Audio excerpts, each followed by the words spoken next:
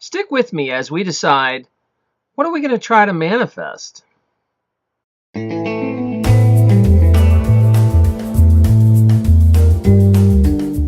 As the Mandela Effect community started to grow, one of the first things the group thought of was, hey, we should try to group manifest something.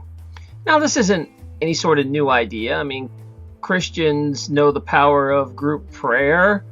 There are spiritual groups online. You can find them that they're called manifestation groups, where I actually know of a group of shamans that get together and they try to manifest good things into their lives. And I think that there's a lot to be said for the group power of trying to shape your own reality. That yes, ultimately you can shape your own reality, but it sure helps when others around you also put their intent and try to shape reality too. So one of the first things that came up is, hey, if we get a community together, maybe we could do some good things. And I would like to try that, because it seems that a lot of people affected in the Mandela Effect community want to do something better for this world. They're mostly seeing this as a positive thing. Actually, if you look through my threads, almost everybody thinks it's a positive thing. So if this is some sort of awakening, we should do good things with it. It's kind of our responsibility to do good things with it. So soon we will try to manifest something. The big question, though, is what? What do we manifest? Because there are some ideas, like we were talking in the Mandela chat room. And by the way, if you didn't know there's a chat room, you could come hang out with us anytime you want. Change a dolphin into a rainbow color. Let's see if we can make a rainbow dolphin. And although the idea sounds great, because that would be pretty good proof if we could manifest a rainbow dolphin, we'd be like, okay, that was ours.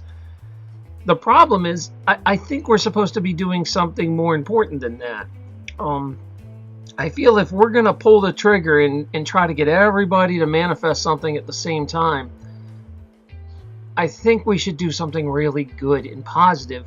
But I also think it needs to be kind of putting our toe in the water. Like maybe we could try to change something small that we could measure, but good for the world. Like, and this is where I'm mixed up, because it's hard. For me, I think big. I'm like, hey, man, let's give a country food and water and let's let them stop starving. Let's see if we can change that. I want to go big. But I think for our first test, we should just kind of dip our toe in it and see if we can do something small. So if you have any good ideas,